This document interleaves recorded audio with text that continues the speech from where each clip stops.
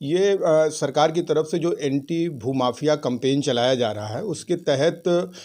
District Badaun में वहाँ सदर तहसील के अंतर्गत ही उझानी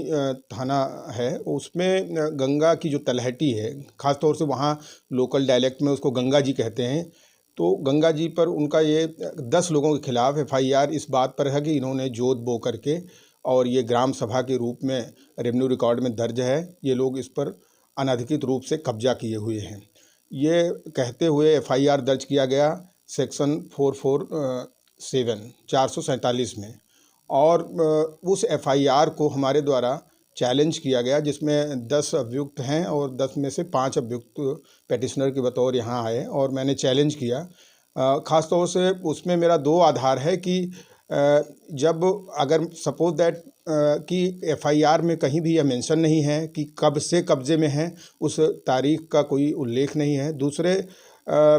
जो 447 है वो यूपी के अंदर ट्रेस पास होता है, क्रिमिनल ट्रेस पास कहा जाता है उसको 431 में डिफ़ाइन किया गया है, जिसके तहत यूपी में अमेंडमेंट है कि अगर इसमें एफआईआर किया जाता है तो 15 दिन पहले जो पोजीशन में है उसको आप नोटिस देंगे और वो वहाँ से नहीं हटता तब उसके खिलाफ एफआईआर होगी। तो एक तो मेरा था कि ये जो लीगल मैंडेटरी प्रोविज़न है इसको इग्नोर किया गया है, और इसके साथ ही साथ मेरा ये कहना था कि रेवेन्यू कोड उत्तर प्रदेश में लागू है। राजस्व संहिता के अंतर्गत धारा 67 में पूरी प्रक्रिया दी गई हुई है, जहां पर एडवर्स कोई अगर पोजीशन अनलॉफुल पोजीशन है किसी व्यक्ति का ग्राम सभा या किसी भी पब्लिक लैंड पर, तो उसको वहां से अतिक्रमण करने वालों को हटाने के लिए पूरी प्रक्रिया है, उस प्रक्रिया के तहत ही हटाया जाना चाहिए। और जूरिस्प्रूडेंस में सेटल रहा है कि सोसाइटी को बहुत ज़्यादा क्रिमिनलाइज नहीं किया जाना चाहिए, जहाँ तक हो सके कम से कम क्रिमिनल लॉ का यूज हो।